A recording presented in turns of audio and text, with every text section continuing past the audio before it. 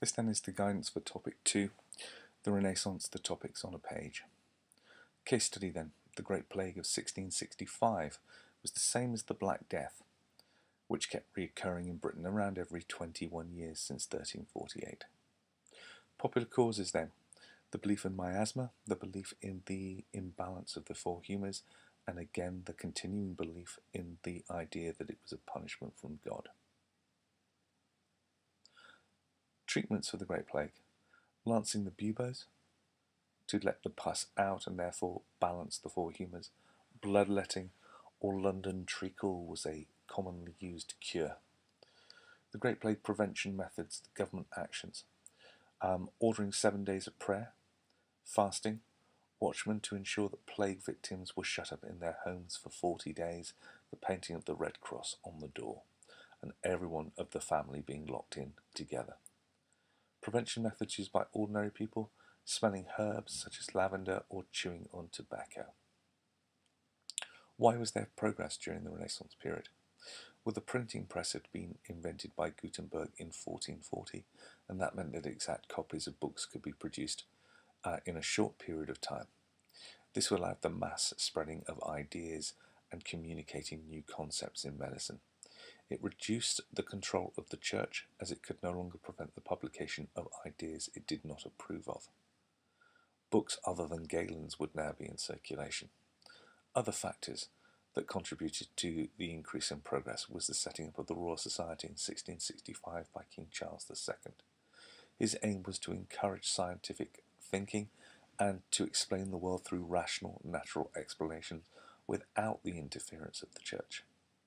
It improved medicine and science in general because it brought together the most intelligent individuals together in order to discuss science without fear of any kind of repercussions. E.g., the example given is of Richard Lower's experiment on blood transfusions. Factors: why was there little progress? Why was there some progress during the Renaissance period?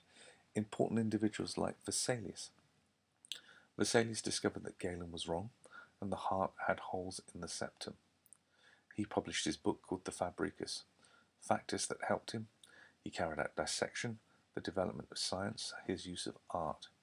He was read by Harvey, but ignored by other physicians who continued old ideas. People remained to be conservative. Factors that also allowed progress during the period: the work of Harvey, his theory of blood circulation, and he wrote his book, The Motion of the Heart and the Blood. Factors that helped him was communication, the role of science, his ability to publish his book. Please be aware, however, with many of the discoveries in the Renaissance, many of these new ideas and discoveries had no practical application. They helped, but they didn't provide any way in which people got better at the time. The other individual is that of Thomas Sydenham, and he recommended the observing of patients and noted the symptoms of patients.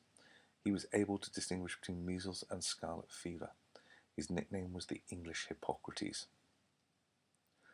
Care of the sick. By 1500, most hospitals had a physician who visited the sick and an apothecary to mix herbal medicines. Hospitals were no longer run by the church, and they aimed to cure and care.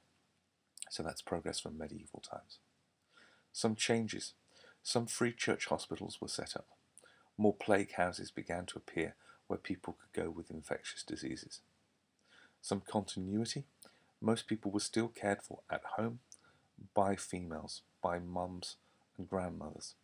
The rich could only afford a physician. Prevention and treatment changes.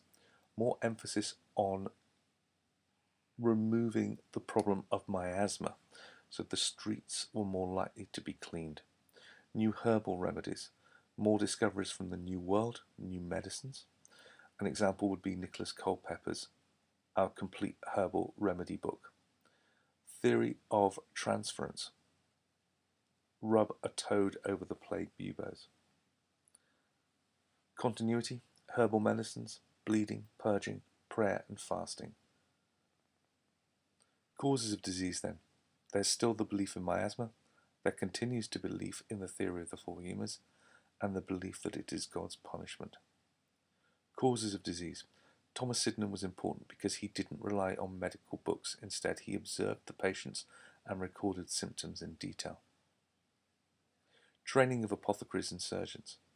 Barber surgeons and apothecaries were still not trained. Physicians were still trained at universities and learnt from textbooks rather than practical experience, even though Vesalius was starting to change this. Science was now needed for apothecaries and barber surgeons only issued after training, so they were actually awarded a license.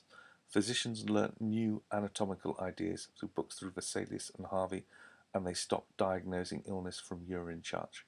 Dissection became acceptable during the Renaissance as the power of the church declined.